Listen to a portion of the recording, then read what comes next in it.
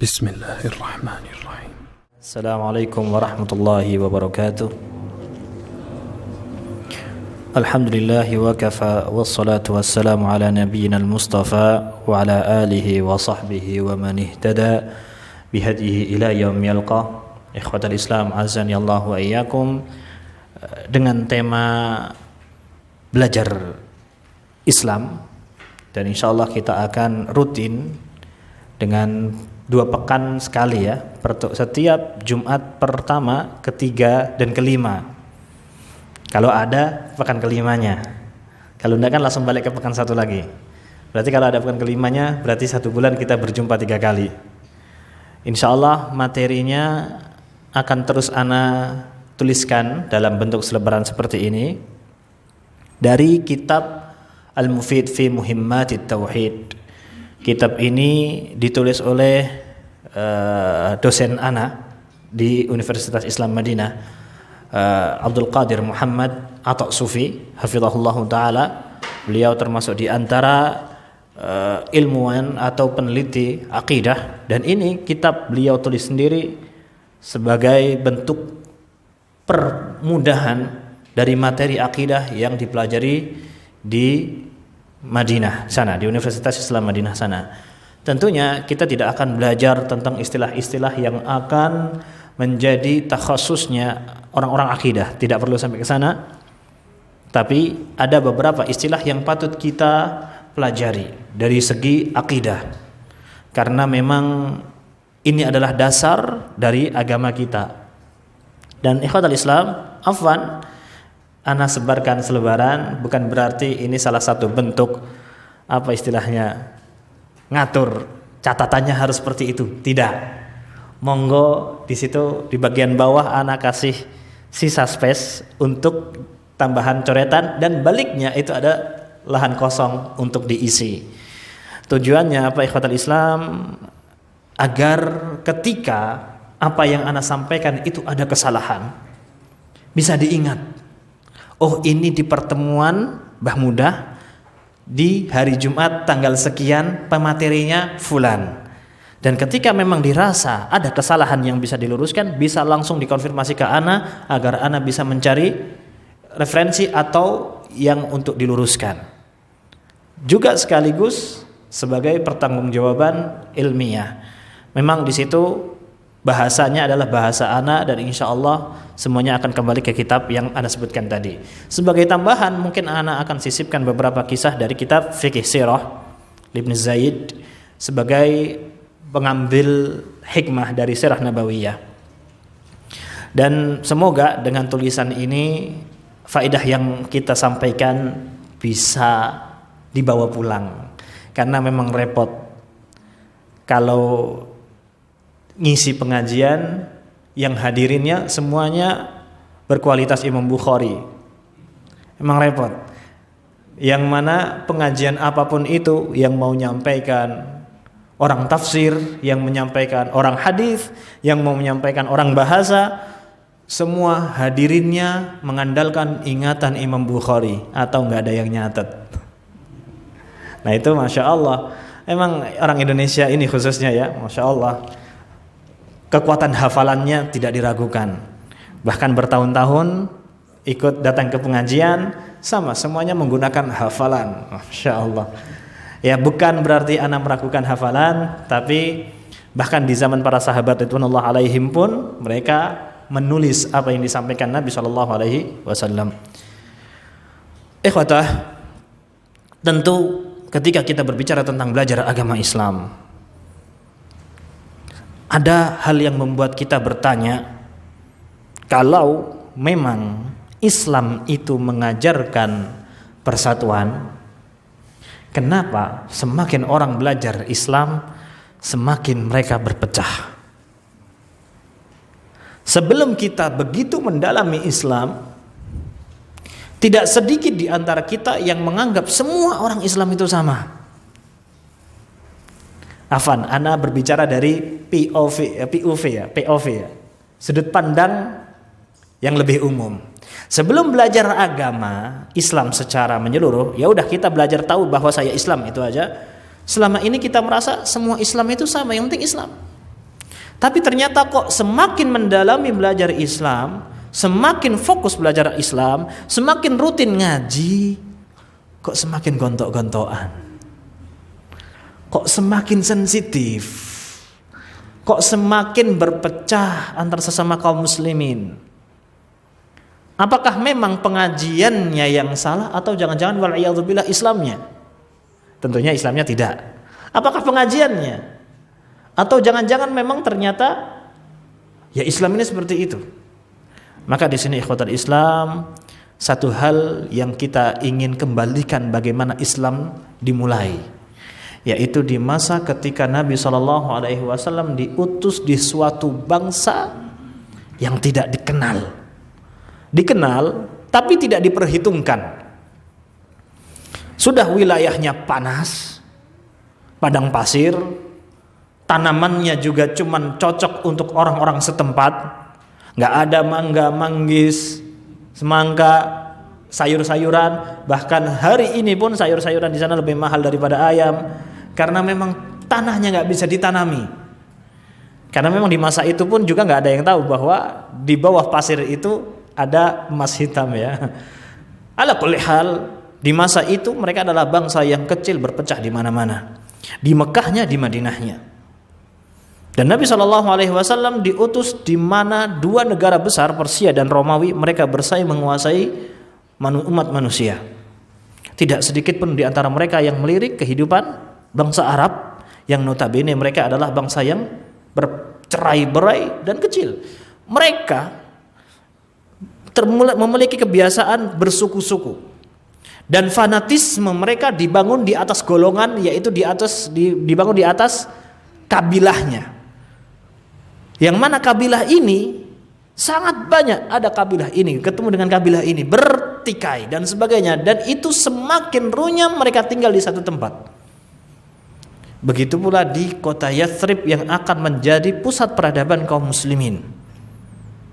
Mereka berpecah menjadi dua kabilah, yaitu Aus dan Khazraj. Mereka memang pertama kali datang ke Yathrib dalam kondisi sudah menjadi dua kabilah besar, Aus dan Khazraj. Tapi sebenarnya ikhwatul Islam, semua kabilah yang ada di tanah Arab ini mereka adalah saudara kandung, yang kemudian memiliki keturunan banyak, yang mana keturunan yang banyak ini menisbatkan kepada ayah atau kakek tertuanya. Yang kemudian ini kalau kita tarik semua keluarga besar ini dari yang ada, mereka adalah satu kabilah aslinya. Termasuk diantaranya Aus dan Khazraj. Mereka adalah dua kabilah dari dua saudara kandung yang ada di Yaman. Mereka datang ke Yathrib dikarenakan di situ ada kehidupan dan mereka tinggal di sana. Tapi yang menjadikan PR di sini adalah mereka saling berperang di antara mereka yang katanya saudara tadi. Ya kalau seandainya Aus dan Khazraj ini adalah saudara kandung, ya berarti mereka itu cuma misan, mindo, nelu, papat, limo dan sekian dah. Mereka adalah anak keturunan dan seterusnya. Dan yang menjadi PR adalah mereka berperang itu sampai berlangsung 120 tahun. Dalam garis bawah yang perlu kita peringatkan di sini adalah 120 tahun, berarti berapa generasi di antara mereka berlalu gak ono sing sadar. Atau ada yang sadar di antara mereka bahwa ngapain harus bertikai dengan saudara, kecuali sudah dibungkam. Maka di sini ikhwatul Islam azani Allah wa iyyakum. Dan begitu pula dengan kabilah Arab secara umum yang mereka sangat fanatik dengan golongannya. Pertanyaannya, kenapa mereka begitu fanatik dengan golongannya atau dengan keluarganya? Tentu garis bawahnya adalah karena sama kepentingannya. Karena sama-sama punya kepentingan. Maka di sini yang kita bisa ambil hikmahnya, manusia, umat manusia di akhir zaman ini dengan jumlahnya yang seabrek, masya Allah, Jember aja masya Allah rakyatnya banyak, ada yang lokal, ada yang pendatang. Kita di sini berangkat dengan kepentingan masing-masing, dan kita tidak akan duduk bersama kecuali dengan kepentingan yang bersama, kepentingan yang sama. Ketika kepentingan itu berbeda, kita tidak usah berpikir tentang satu shaf dalam sholat, arah mengendari kendaraan pun kita akan berbeda. ini jalan depannya bah mudah, itu cuma satu jalan. Tapi masalah kalau kita temukan ada dua arah yang dilalui manusia. Yang dari sana mau ke sana, yang dari sana mau ke sana. Kenapa nggak gantian aja? Yang dari sana urusannya di sana, yang dari sana urusannya di sana. Udah biar nggak ada yang lewat sini. Nggak mungkin. Mereka difitrahkan akan berangkat sesuai dengan kepentingan masing-masing dan mereka akan berseberangan di jalan yang mereka lewati yang cuma satu jalan ini. Itulah kenapa rata-rata jalan raya sekecil dan sebesar apapun akan menjadi double way, dua arah. Berarti dua kepentingan yang berbeda. Kapan orang-orang ini akan berkumpul? Mereka akan duduk di kepentingan yang bersama. Ada yang duduk kepentingannya sama-sama sholat maghrib, berkumpullah di Masjid Bahmudah. Ada yang sama-sama pengen kuliah, berkumpullah di STDI. Ada yang sudah di STDI ngumpul lagi di sini. Nah ini masya Allah. Antum ngapain mahasiswa ke sini? Masya Allah. Di kelas ketemu, di sini ketemu lagi. Semoga gak enak sama dosennya ya. Itulah kepentingan. Ada yang berangkat ke lapangan futsal. Kadang-kadang gak kenal. Kita itu kalau nongkrong duduk sama teman-teman futsal atau teman-teman volley, kalau yang mungkin bapak-bapak teman-teman mancing, bisa jadi gak kenal sama teman mancingnya. Tapi ngobrolnya nyambung karena satu kepentingan. Maka ikhwatul Islam, kepentingan inilah yang akhirnya menyatukan dari berbagai pikiran manusia. Tapi masalahnya, kepentingan mana yang bisa menyatukan banyak kebutuhan umat manusia? Sebenarnya banyak sekali kepentingan itu. Tapi tergantung seberapa tinggi prioritasnya dalam kehidupan. Ketika ada kepentingan bersama yang itu menjadi prioritas, maka perbedaan kepentingan itu bisa diminimalisir. Misalkan hubungan suami istri. Kalau laki sama laki aja kepentingannya juga sudah berbeda. Dalam satu tim bola aja kepentingannya sudah berbeda. Yang satu pengen ngegolin yang sana pengen ngegolin sini. Dan bolanya cuma satu. Akhirnya rebutan. Wes gede rebutan bal. Bagaimana dengan hubungan suami istri? Yang satu laki, yang satu perempuan. Cara berpikirnya pasti berbeda. Dari keluarga yang berbeda, pastinya dengan kepentingan yang berbeda. Laki-laki kepentingannya adalah bagaimana keluargaku bisa tercukupi kebutuhannya. Si perempuan berpikir bagaimana keluargaku secara kebutuhan mentalnya terpenuhi. Berbeda kepentingan, berbeda jalannya. Yang otomatis pasti akan banyak gesekan-gesekan. Akan tetapi ikhwatal Islam, akan ada satu kepentingan utama besar yang harus mendasari banyak kepentingan yang tadi. Kepentingan keinginan untuk menjalin rumah tangga yang sakinah mawaddah warahmah. Itu yang menjadikan perbedaan kepentingan yang lebih kecil menjadi biasa saja. Ketika istri pengen lantainya bersih, suaminya keluar dari jeding gak kesetan. Itu emosi. Ya saya yang pernah menyapu pun juga tahu rasa emosinya. Atau lagi asa-asa tiba-tiba ada yang nyelonong datang tak nitip piring dan garpunya. Ya mbok ya dibersihkan dong, kita lagi bersih-bersih. Yang satunya mikir ya mbok sekalian nitip. Berbeda kepentingan, tapi apakah ada pertikaian antar suami istri dengan hal seperti ini? Ada sih.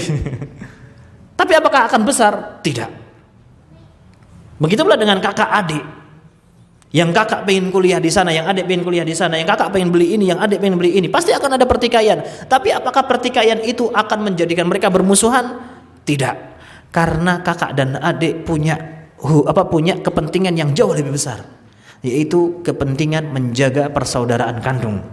Begitu pula suami istri punya kepentingan yang jauh lebih besar, yaitu menjaga hubungan suami istri yang sakinah mawaddah warahmah. Sehingga ada permasalahan perbedaan-perbedaan kecil dirampungkan atau bahkan biasanya dibiarkan gitu saja menjadi warna kehidupan. Maka segala hal yang menjadi garis utama kepentingan tadi semakin besar, semakin penting, semakin mampu meredam segala perbedaan yang terjadi di setiap kepentingan tadi. Pertanyaannya, kepentingan besar apa yang bisa menurunkan fitrah manusia yang suka saling berbeda ini? Maka jawabannya adalah yang menjadi pembahasan kita kali ini, kepentingan akidah. Dari namanya saja sudah disebutkan. Kepentingan akidah adalah kepentingan keyakinan yang diikat dengan pemahaman agama yang sama, yang mana menjadikan semua kepentingan yang ada menjadi remeh-temeh di hadapan kepentingan akidah. Gak main-main. Selama ini pertikaian manusia itu ujung-ujungnya adalah pertikaian dunia. Dan akidah berbicara lebih jauh ke depan, berbicara tentang akhirat. Itulah menjadikan semua urusan dunia sepenting apapun menjadi remeh di hadapan akidah. Itulah yang menjadikan bangsa kabilah Aus dan Khazraj yang mereka sudah berupaya untuk damai tokaran lagi selama 120 tahun, mereka berdamai hanya dalam kurang lebih 1 tahun. Kapan itu 1 tahun? Setelah perang Bu'ath. Perang Bu'ath itu adalah perang paling besar, perang akhirnya Aus dan Khazraj. Mereka mengeluarkan kemampuan terbaik mereka. Komandan-komandannya, jenderal-jenderalnya, mbah-mbah sepuhnya mengeluarkan kemampuan terbaiknya dalam pertempuran besar ini, yang mengakibatkan pentolan-pentolannya yang suka perang meninggal, terbunuh, sehingga menyisakan satu pemimpin saja, yaitu Abdullah bin Ubay bin Salul sebagai pimpinan yang masih tersisa satu-satunya, sehingga mereka kehilangan arah. Rojonya hilang semua. Berangkatlah mereka mencari kabar tentang satu orang yang mengajarkan konsep kehidupan yang lurus di Mekah. Ingin mencari solusi. Ketika mereka mereka haji, berjumpalah dengan Nabi Muhammad SAW yang ini bertepatan di tahun ke-10 Hijriyah. Ada yang mengatakan 11 Hijriyah, yaitu paling tepatnya 10 Hijriyah karena 11 Hijriyah itu Bai'atul Aqabah yang pertama. Ada yang mengatakan itu terjadinya di 11 Hijriyah. Berarti di tahun ke-12 Nubuwah adalah Bai'atul Aqabah yang pertama. Enggak masalah. Yang penting kejadiannya seperti itu. Mereka datang tepat setahun sebelum Bai'at Aqabah pertama. Mereka datang mencari di mana sih yang katanya Nabi Muhammad mengajarkan konsep kehidupan yang mendamaikan. Ternyata ketika dia datang berjumpa dengan Nabi, satu hal yang ditawarkan oleh Nabi: jangan menyekutukan Allah. Ini permasalahan mereka seabrek Aus dan Khazraj. Dengan matinya para raja mereka, urusannya banyak. Solusi yang pertama, jangan sekutukan Allah. Jauh pembahasannya langsung ke urusan ketuhanan. Nah, ini yang kemudian akhirnya membuka wawasan orang-orang dari negeri antah berantah Yathrib, yang mereka adalah orang pindahan dari Yaman. Satu hal yang mereka yakini, konsep ketuhanan Allah lah yang ingin disucikan oleh Nabi ini. Mereka semakin yakin, oh ini caranya. Kemudian apa lagi wasiatnya? Jangan melakukan kemaksiatan, jangan lakukan kezaliman, jangan lakukan pembunuhan dan sebagainya. Kok semuanya berbicara tentang hak orang lain?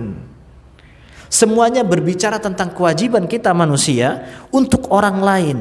Tidak ada yang membahas tentang bagaimana kita mengambil hak kita dari orang lain. Solusinya langsung kena. Kenapa demikian? Karena Aus dan Khazraj yang merupakan sebenarnya satu kepentingan yang bersama, kemudian akhirnya mereka bertikai karena masing-masing menuntut haknya. Itulah asal mula pertikaian muncul. Ternyata Islam turun setelah mengingatkan tentang perbaiki hubungan dengan Sang Rob adalah tunaikan kewajiban dan jangan ambil hak orang lain. Bukan tuntutlah hak. Dan itulah kenapa sebenarnya kehidupan Islam itu sangat syarat dengan kehidupan suami istri. Kalau suami istri pengen langgeng, ya suami dan istri masing-masing ingat kewajibannya dan jangan saling menuntut hak. Afan yang belum relate ya Afan. Kesuwen. Afan. Ya. Ternyata mereka menemukan hal itu. Pulanglah utusan ini ke Madinah, menawarkan ke semua orang-orang Aus dan Khazraj. Dan untuk pertama kali ketika risalah ini, ada yang mengatakan yang menemui pertama ini adalah orang-orang Khazraj, karena mereka lah yang tidak punya raja. Abdullah bin Ubay bin Salul dari Aus. Dan sebaliknya ada yang mengatakan yang berangkat adalah Aus karena Abdullah bin Ubay bin Salul ini dari Khazraj. Ala kulli hal, dari berbagai pemahaman, dari berbagai cerita yang ada, intinya mereka adalah dari kabilah satunya. Pulanglah mereka ke Madinah dan menawarkan tentang konsep ini. Untuk pertama kali Aus dan Khazraj mereka sepakat. Lah ini yang kita butuhkan. Itulah kenapa pada tahun berikutnya, haji berikutnya, mereka mengutus beberapa orang laki dan perempuan. Pada haji tahun berikutnya mereka berbaiat kepada Nabi SAW. Kita siap mengikuti konsep kehidupan Nabi. Yang Nabi sebenarnya menawarkan konsep kehidupan cara Islam. Kemudian Nabi mengutuskan sahabat Mus'ab bin Umair yang memiliki kepiawaian bicara dan cara baca Al-Quran yang mirip dengan Nabi. Bahkan gayanya, wajahnya mirip. Mus'ab bin Umair dan juga dengan Ja'far bin Abi Thalib itu mirip dengan Nabi. Makanya Ja'far bin Abi Thalib menjadi delegator jamaah Nabi, sahabat Nabi yang ke Habasyah, sedangkan Mus'ab bin Umair menjadi delegator ke Madinah. Maka Mus'ab bin Umair tidaklah ketika akhirnya dia mengajarkan Islam Al-Quran, tidaklah meninggalkan satu rumah pun di Yatsrib kecuali kenal itu Islam. Bahkan disebutkan di masa yang sama sebelum Baiat Aqabah kedua, di tahun ke-12 minal bi'tsah atau di tahun ke-13 minal bi'tsah, tidak ada satu rumah pun kecuali sudah menerima Islam dari Mus'ab bin Umair. Setelah mereka bertikai dalam masa yang panjang, hanya dalam waktu 1 tahun mereka kompak dengan keyakinan yang sama. Setelah 120 tahun mereka tidak bisa meluruskan. Maka ikhwatal Islam, hikmahnya adalah selama kita berbicara tentang kepentingan apapun itu dalam urusan dunia, kita nggak akan akur. Bahkan masjid pun yang dijadikan sebagai tempat hubungan manusia dengan akhiratnya, ketika pembangunannya urusannya adalah dengan dunia dan dunia pun sampingan akan berbeda, akan bertikai.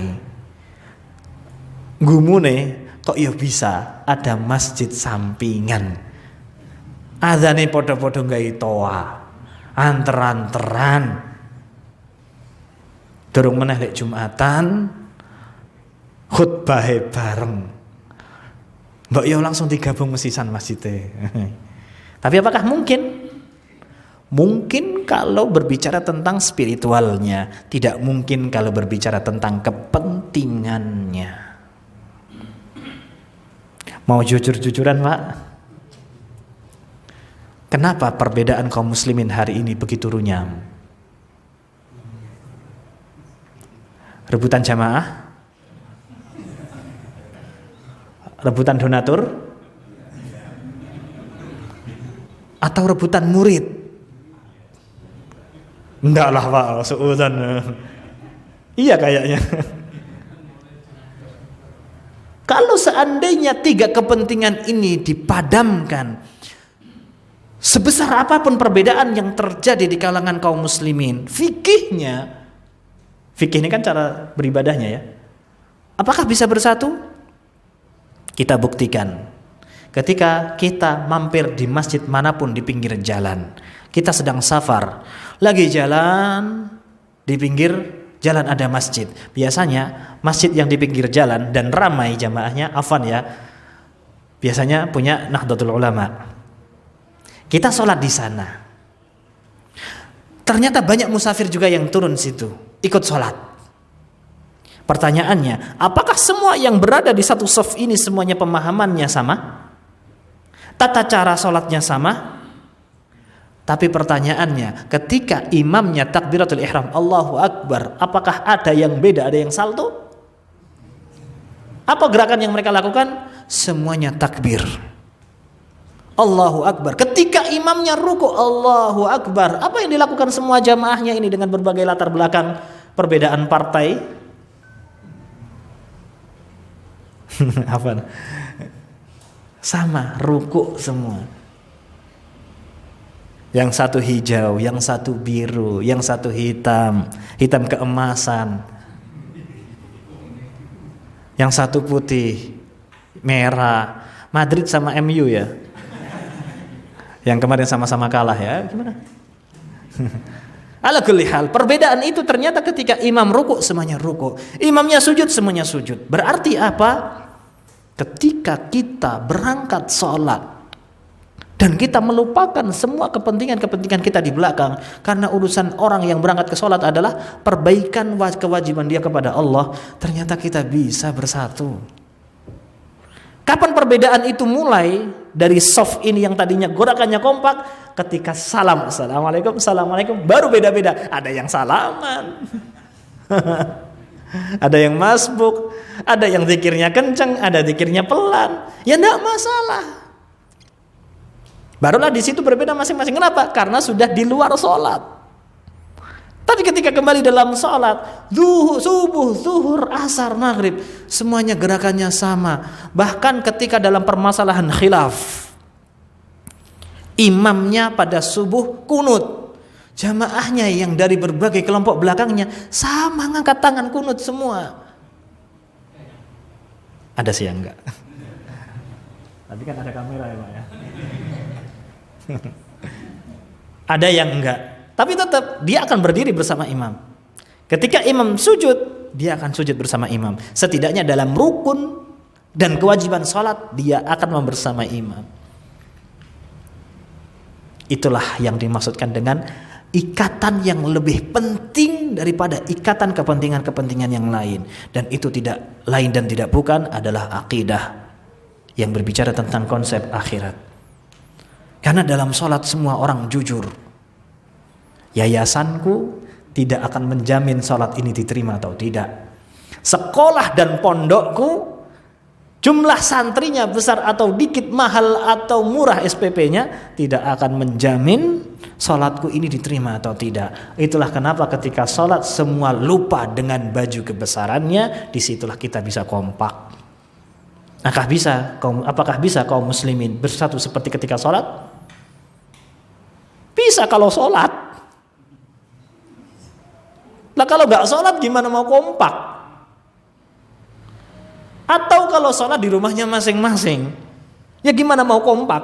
Yang satu sholat ketika adzan, yang satu sholat mepet asar, ya gak akan bareng. Nah itulah kenapa disediakan masjid banyak-banyak. Masjidnya banyak kok jamaahnya sedikit. Nah itulah kenapa kata Allah Subhanahu wa taala ketika mengingatkan nikmat kaum muslimin, wadhkuru ni'matallahi 'alaikum id kuntum a'da'a. Kata Allah, ingatlah kalian dulu ketika saling bertikai, bermusuhan dengan segala kepentingan, masing-masing wangkot dengan kepentingannya masing-masing. Kata Allah, fa'allafa baina qulubikum. Kemudian Allah melunakkan hati kalian. Dengan apa? Dengan diingatkan adanya kepentingan yang jauh lebih besar sehingga akhirnya legowo. Bukankah itu yang akhirnya menjadikan banyak suami ngalah dengan istrinya? Betul Bapak-bapak? Bapak-bapak itu terkenal dengan wangkotnya. Coba dengarkan ketika mereka bicara dengan teman-temannya. Semua laki-laki itu wangkot kecuali di depan istrinya. Ternyata istrinya lebih wangkot. Atau enggak? Gimana Bu? Ternyata akhirnya di antara suami istri akan ada yang mengalah, mengingat ada kepentingan yang jauh lebih besar. Itu yang dimaksudkan oleh Allah, fa'allafa baina qulubikum. Allah melunakkan hati kalian, fa asbahtum bi ni'mati ikhwana. Kemudian dengan nikmat dari Allah tersebut, dengan dilunakkan hati tadi, kepentingan tadi dimundurkan demi kebersatuan akidah, fa asbahtum bi ni'matihi ikhwana. Jadilah persaudaraan. Dan pertanyaannya, apakah semua yang duduk di majelis ini kita saling mengenal? Masya Allah, bahkan kita jangankan tahu dari mana asalnya, kita gak saling mengenal. Tapi Allah Subhanahu wa ta'ala kumpulkan kita dengan satu kepentingan yang sama, bermajelis. Bahkan anak dengan mahasiswa-mahasiswa anak gak hafal, kita dikumpulkan bersama dengan absen. Adapun pengertian akidah, ikhwatal Islam, apa sih yang dimaksudkan dengan akidah? Dari segi bahasa Arab, akidah itu diambil dari kata aqada atau aqdun, yang mana aqdun itu artinya adalah ikatan yang mengikat. Apapun itu. Itulah kenapa ada istilah akad nikah. Apa nih ya? Ana ganti aja, akad jual beli. Biar relate untuk semuanya ya. Afan. Akad jual beli. Apa yang dimaksudkan akad? Ikatan transaksi jual beli. Yang mana dengan akatan ini maka tidak ada lagi orang yang menyelisihi. Loh, barang ini kan sudah punya saya, sudah saya bayar dengan uang, dengan kesepakatan. Nah, akad itu. Begitu pula kan dengan suami istri, dua keluarga yang berbeda, akhirnya bisa satu rumah tangga tanpa pertikaian atau tanpa ada ribut sama keluarga yang lain. Loh, kok ini laki perempuan satu rumah? Mereka sudah diikat dengan perjanjian atau dengan ikatan. Itulah akad istilahnya. Dari kata itulah aqidah itu muncul. Sehingga Allah Subhanahu wa taala pada surat Al-Maidah, aufu bil uqud, tunaikanlah ikatan kalian atau transaksi ikatan kalian. Adapun secara istilah, makna akidah itu adalah yang mengikat manusia dalam bentuk kepentingan beragama dan hanya dengan satu tujuan, yaitu Allah Subhanahu wa taala, yang mana konsepnya tentang masa depan. Yang mana konsepnya adalah mau berbagai cara apapun selama tujuannya adalah untuk Allah dan benar sesuai cara Rasulnya, maka semua akan bersatu. Kayak mirip ya. Apa? Berbeda-beda tapi tetap satu jua. Bineka Tunggal Ika. Beda-beda. Ada yang infaknya dengan kris, ada yang infaknya dengan amplop, ada yang infaknya dengan doa, ada yang infaknya dengan waktu. Selama tujuannya sama untuk Allah Subhanahu wa taala, maka semua dihitung oleh Allah, enggak akan meleset satu pun. Kalau ikhlas untuk Allah. Kalau tujuannya untuk banyak-banyakan pengikut, akan berubah. Kalau tujuannya adalah banyak-banyakan yang bayar SPP, akan berubah. Akan ada dua instansi yang saling sikut menyikut rebutan murid. Padahal tujuan utama apa mendirikan sekolah? Biar mengajarkan Al-Quran dan Sunnah. Ketika semuanya sudah berdiri, itulah kepentingan yang cabang mengalahkan kepentingan yang utama. Jadi apa yang dibutuhkan? Kembalikan kepada untuk apa kita sebenarnya berdiri. Yaitu adalah ikatan yang pertama tadi, yaitu adalah akidah untuk Allah Subhanahu wa taala. Yang pertama kali menggunakan istilah akidah ini adalah Al-Imam Abu Muhammad Abdurrahman bin Muhammad Idris, atau yang lebih dikenal dengan Ibnu Abi Hatim Ar-Razi rahimahullahu taala, dalam kitabnya Aslus Sunnah wal I'tiqad ad-Din wal I'tiqadiddin. Aslus Sunnah wal I'tiqad ad-Din. Beliau menggunakan pembahasan akidah dengan kata i'tiqad atau akidah. Ya mungkin sebenarnya sebelumnya pernah ada istilah ini, tapi orang yang pertama kali menuliskan buku dengan pembahasan istilah akidah adalah beliau Ibnu Abi Hatim Ar-Razi. Wallahu alam bisawab. Kalau seandainya memang ada di kitab yang lainnya, wallahu alam, karena ana juga hanya menukil dari kitab yang ditulis oleh Abdul Qadir Muhammad atau Sufi hafizahullah taala. Kemudian ada beberapa istilah yang sering kita dengar dalam pembahasan Islam. Ada istilah tauhid. Apa itu sebenarnya tauhid dan apa bedanya akidah dengan tauhid? Tauhid itu sebenarnya adalah dari kata wahada yuwahidu, tauhid, yaitu mengesahkan. Mengesahkan siapa? Allah Subhanahu wa taala, yang berarti semua pembahasan yang membahas tentang kelurusan akidah, kelurusan kita terhadap konsep Allah Subhanahu wa taala adalah istilahnya tauhid.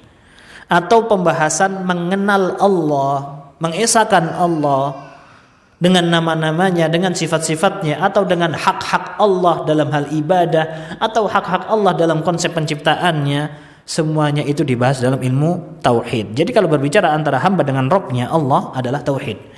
Adapun akidah, semua yang berbicara tentang keyakinan, lebih umum. Jadi secara pembahasan kitab sendiri yang bisa kita mudahkan secara istilah. Jadi akidah itu adalah berbicara tentang keyakinan dalam hukum Islam secara umum, yang mana di dalamnya ada berbicara tentang keimanan kepada Allah Subhanahu wa taala atau disebut sebagai tauhid. Kemudian ada juga pengenalan tentang syariat Islam sesuai dengan cara Nabi, atau biasanya disebut dengan sunnah Nabi. Ala kulli hal, itulah tauhid. Ada juga pembahasan tentang usuluddin, yang mana usuluddin ini kalau dari segi bahasa artinya adalah dasar agama, sama dengan akidah. Istilahnya sama. Akidah adalah apa yang menjadi keyakinan kita kaum muslimin. Jadi akidah itu ya usuluddin, sama. Adapun tauhid memang bagian dari usuluddin dan akidah, tapi lebih perinci pembahasannya tentang Allah Subhanahu wa taala. Adapun sunnah. Sunnah itu apa? Sering kita dengar istilah kata sunnah. Jadi sunnah itu yang mana? Masjid sunnah, pondok sunnah, kampus sunnah, bahkan ada bakso sunnah. Itu bakso sunnah masaknya pakai jenggot atau gimana? Ya, istilahnya apa itu yang dimaksudkan dengan sunnah? Secara bahasa sebenarnya ada bahasa dari segi bahasa banyak yang disebutkan oleh Syekh Abdul Qadir sini adalah ada yang menggunakan dia adalah cara yang dilewati. Tata cara itu adalah sunnah. Itulah kenapa Rasulullah bersabda, man sanna fil islami sunnatan hasanah. Barang siapa yang membuka jalan, yang mana jalan itu akan diikuti oleh banyak orang, yang berarti sunnahnya adalah harus sesuai dengan apa yang dicontohkan Nabi. Dia menghidupkan sunnah. Itu pengertian yang pertama. Pengertian yang kedua adalah tentang perjalanan Nabi. Maka semua yang berkaitan dengan Nabi SAW, perjalanan Nabi disebut dengan sunnah. Atau yang ketiga adalah kebiasaan. Itu dari segi bahasa. Adapun dari segi istilah, wallahu a'lam bishawab, banyak sekali versinya tergantung dari sudut pandang siapa. Kalau dari segi akidah, maka sunnah yang dimaksudkan adalah ma udhifa ila nabi sallallahu alaihi wasallam min qaulin wa fi'lin wa taqririn wa apa? Ma udhifa ila nabi min qaulin wa fi'lin wa taqririn. Yang keempat apa? Lupa nah. Hah?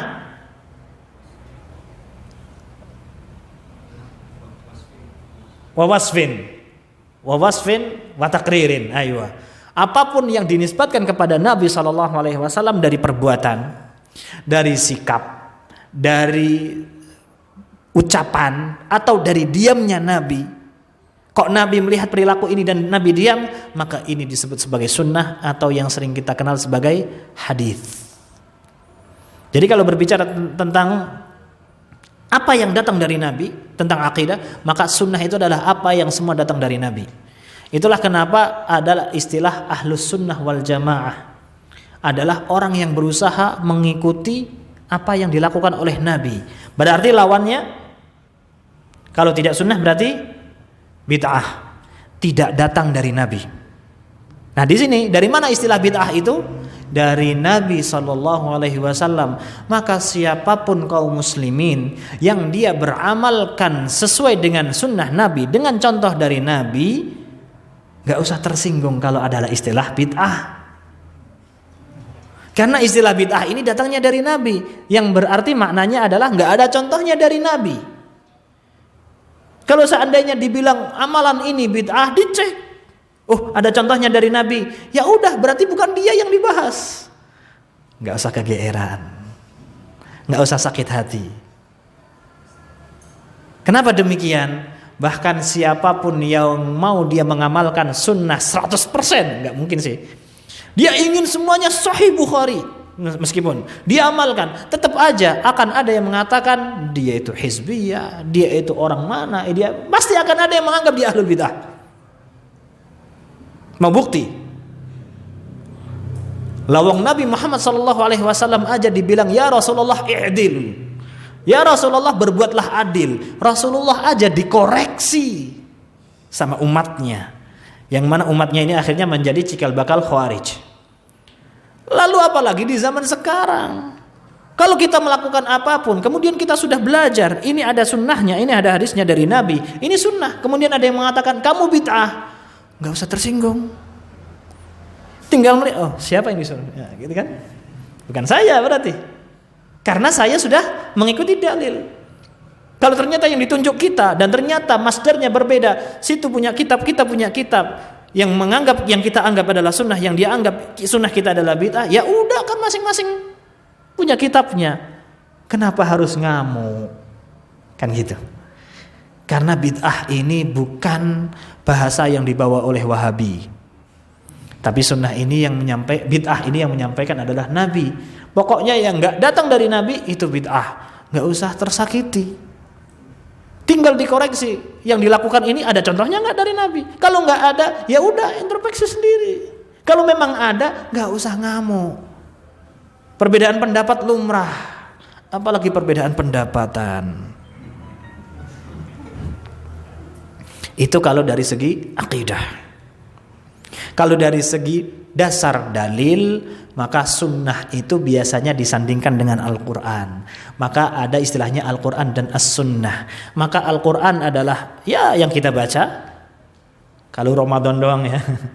Kalau As-Sunnah adalah Al-Hadis. Itu bedanya.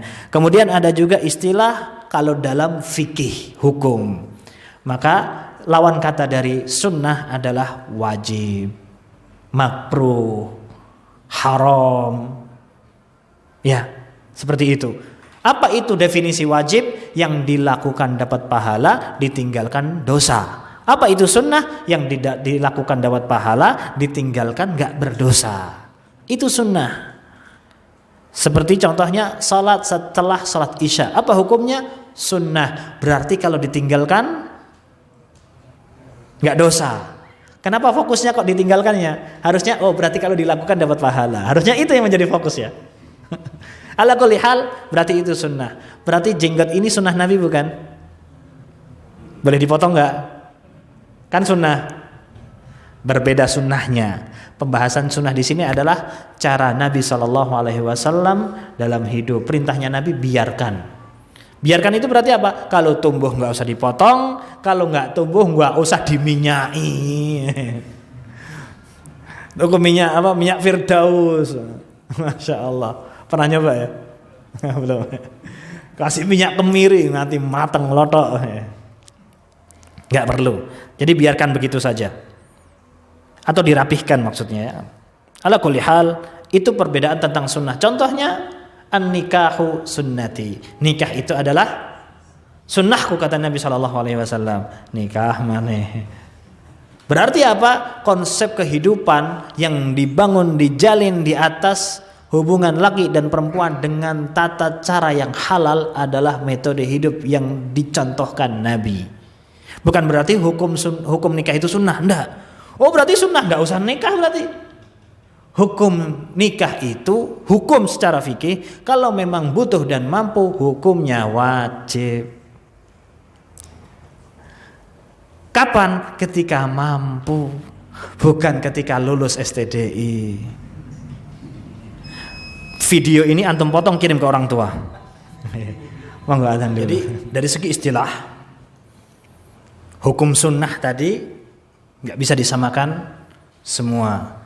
Bukan berarti karena masih ada orang-orang yang beranggapan berarti hadis boleh ditinggalkan karena bahasanya sunnah. Apalagi ada yang mengatakan kami tidak mau menerima hadis Nabi SAW terkhusus hadis-hadis ahad. Apa itu hadis ahad? Hadis yang perawinya hanya satu orang. Karena bisa jadi dia salah. Karena dia manusia biasa. Akhirnya meskipun hadis itu sahih, kalau ternyata di antara silsilah rawinya terkhusus adalah sahabat, kok satu orang yang meriwayatkan yang disebut sebagai hadis ahad ditolak. Fatal akhirnya. Kenapa? Karena hadis ahad banyak sekali yang berbicara tentang akidah. Lah gimana enggak ahad ketika menawarkan Islam, mengajarkan Islam di Yathrib, siapa yang diutus? Mus'ab bin Umair saja. Yang berarti hadisnya semuanya ahad. Dan Nabi sah-sah aja mengirimkannya. Begitu pula ketika Nabi SAW mengirimkan kepada orang-orang Yaman. Yang dikirim adalah Mu'ad bin Jabal sendirian. Yang berarti yang akan meriwayatkan agama dari Mu'adz bin Jabal dari Yaman semuanya meriwayatkan hadis ahad karena yang dikirim cuma Mu'adz. Akhirnya fatal, banyak yang ditolak. Maka apalagi kalau sampai berdalil, nggak apa-apa lah, toh sunnah. Nah, beda lagi. Ada juga istilah sunnah itu yang datang yang sebagai istilahnya adalah suatu ketetapan atau normalnya kehidupan. Seperti Allah Subhanahu wa taala menjadikan normal kebiasaannya setelah siang adalah sore kemudian malam. Itu disebut sebagai sunnatullah. Ya seperti itu Allah menciptakan kehidupan ini secara normal dan kebiasaannya yang sudah Allah Subhanahu wa taala jadikan kebiasaannya. Tapi akan muncul hal-hal yang berbeda yang itu salah satu bentuk ayat bukti Allah Subhanahu wa taala dengan kekuasaannya. Kemudian istilah yang berikutnya adalah Ahlus Sunnah wal Jamaah. Sebenarnya siapa sih Ahlus Sunnah wal Jamaah ini? Atau disingkat sebagai antum sendiri aja yang menyingkat. Ahlus Sunnah wal Jamaah kalau disingkat enggak jadi Ahlus Sunnah wal Jamaah. Karena Ahlus Sunnah wal Jamaah itu istilah, kalau disingkat gimana? Ya masa assalamualaikum itu doa. Masa disingkat jadi Sallallahu alaihi wasallam disingkat jadi saw. Apa artinya? Enggak ada. Nah, kalau Ahlus Sunnah wal Jamaah disingkat bisa insyaallah ya. Kan namanya juga istilah. Ana enggak khawatir sama kamera ini ya. Ala kulli hal, Ahlus Sunnah wal Jamaah secara nisbat adalah ada dua kata. Ahlun yang berarti adalah orang yang berusaha berpegang atau dia berusaha menjadi pemiliknya atau berusaha menjadi ahlinya. Ya ahlinya sudah menjadi bahasa Indonesia ya. Kemudian dinisbatkan kepada dua istilah, yaitu sunnah dan jamaah. Sunnah kembali ke pembahasan di atas. Sunnah yang memiliki konsep apa yang datang dari Nabi. Maka secara garis utama Ahlus Sunnah adalah mereka yang menghidupkan apa yang datang dari Nabi saja. Yang enggak datang dari Nabi enggak digubris. Tentunya ini bicara tentang agama. Jadi semoga enggak ada lagi nih canda-candaan receh yang mengatakan motor kan bid'ah. Zaman Nabi mikrofon kan bid'ah. Facebook kan bid'ah. Kalau ini yang menyampaikan adalah orang awam yang gak belajar agama, wajar. Kalau yang menyampaikan orang yang pernah paham bahasa Arab atau pernah nyantri, lucu sih. Masa harus balik ke idat lugawi lagi? Kan gitu ya. Ini sarkas ya Pak ya.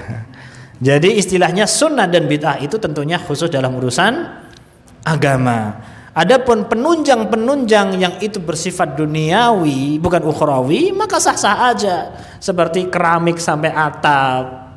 Ini zaman Nabi nggak ada. Zaman Nabi pakai pelepah korma, ya seperti itu ya. Maka sunnah ini dinisbatkan kepada agamanya saja. Yang berbicara tentang agama, semua yang datang dari Nabi, maka dia berusaha berpegang teguh menghidupkannya, maka mereka adalah Ahlus Sunnah. Maka Ahlus Sunnah wal Jamaah ini bukan istilah untuk klaim sepihak.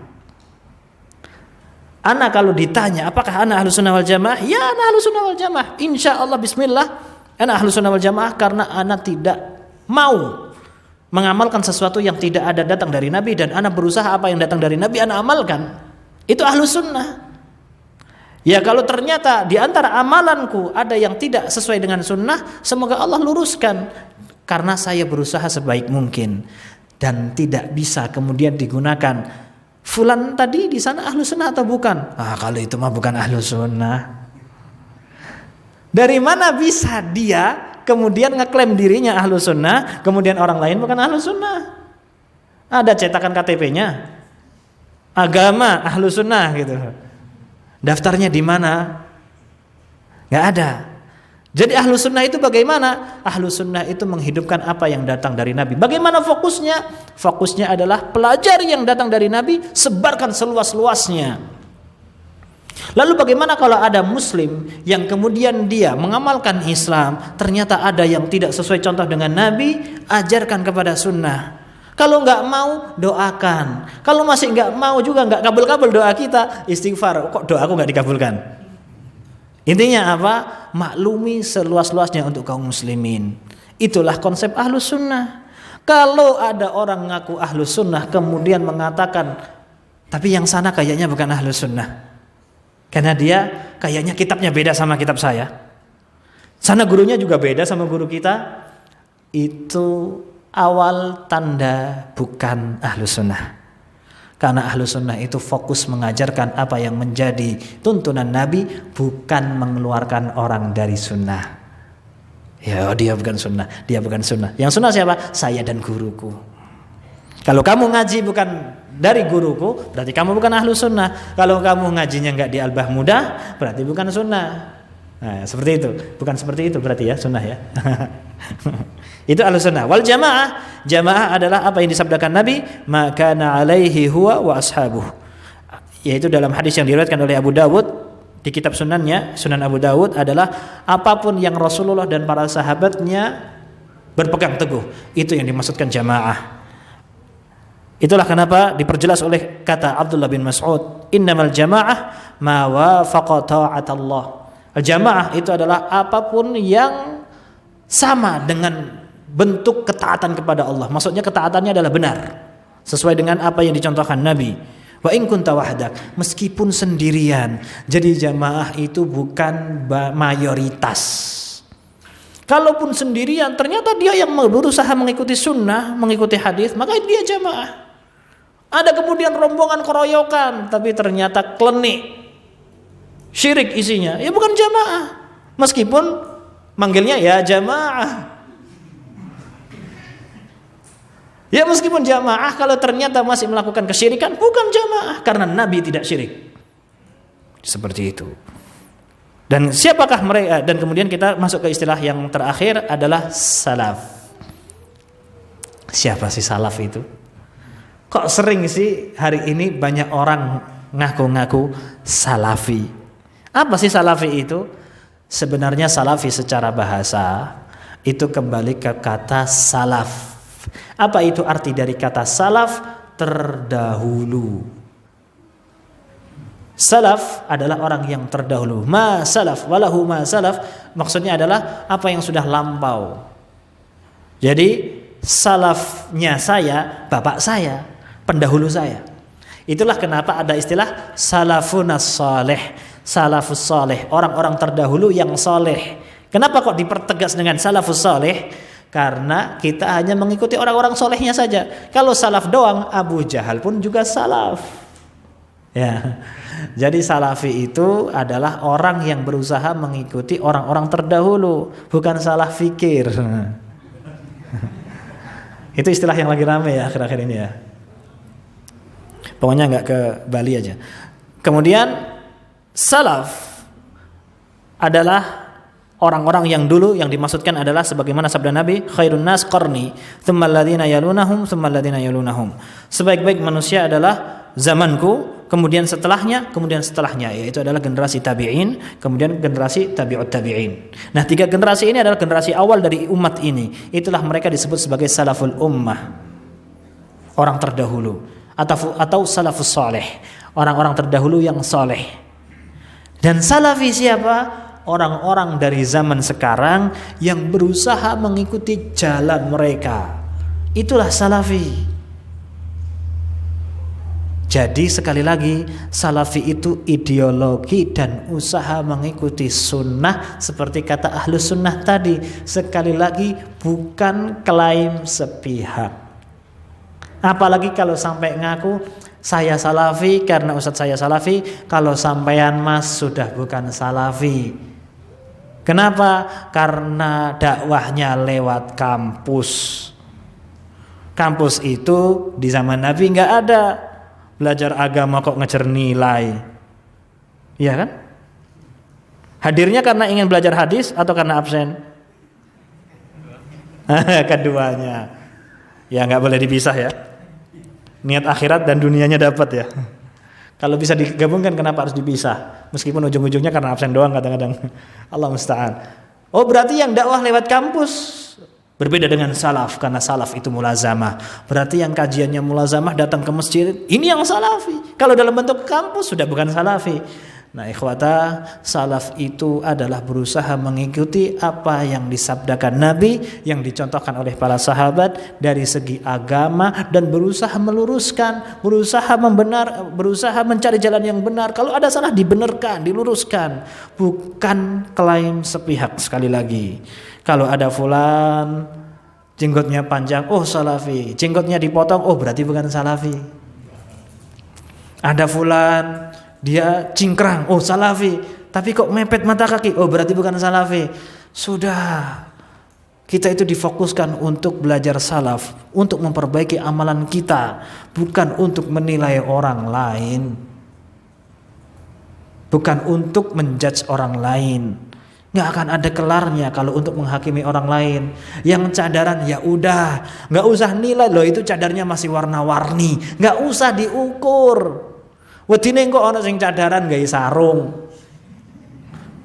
Ala kulli hal. Tapi ikhwatal Islam, ada dalam satu hadis dalam pembahasan sunnah tadi, yang mana ini juga penting, ana nukilkan di bagian akhir ya.